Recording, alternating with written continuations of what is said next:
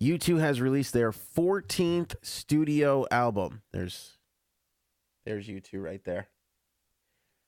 Songs of Experience is out in stores today and is a companion album to their 2014 release, Songs of Innocence. You can stream it through Spotify or buy it. We'll drop links below in the description.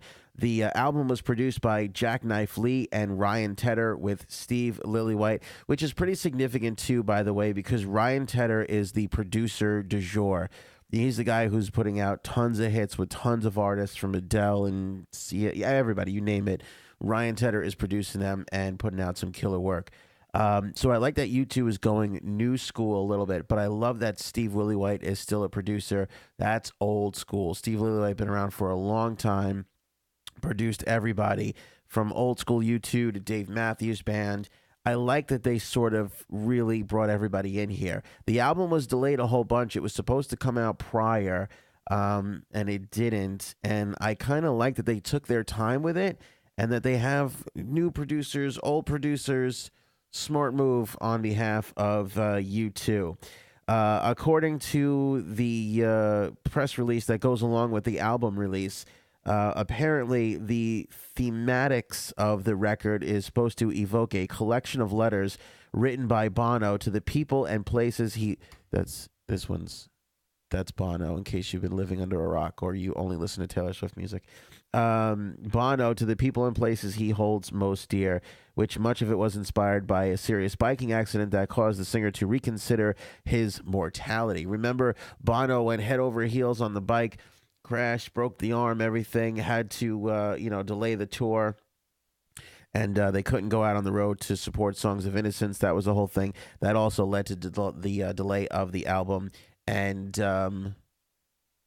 he also and the band they decided that with Brexit and the 2016 presidential election that they were going to revisit the lyrics, and they did. And I don't know how much of those events really laid into it, though, but it seems like it helped because I listened to the album, and again, this is not a review, just an early thought. It's good.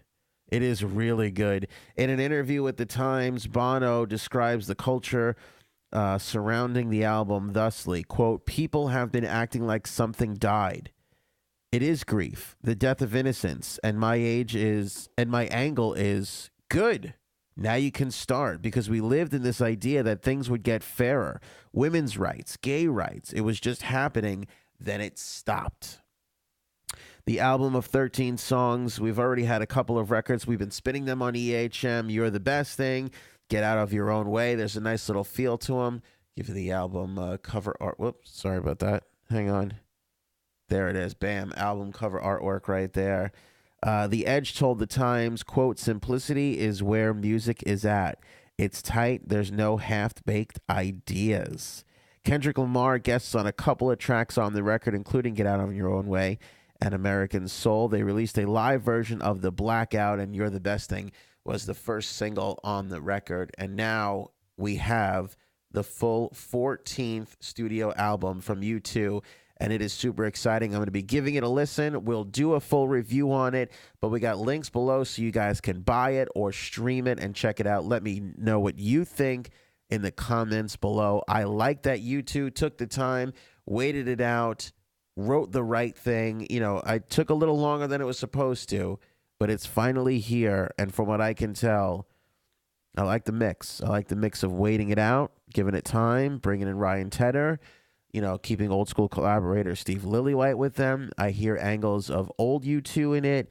I hear some new stuff that I didn't expect from U2. It's kind of exciting. Check it out in the links below. Let me know what you think in the description. New U2 in stores today. Songs of Experience.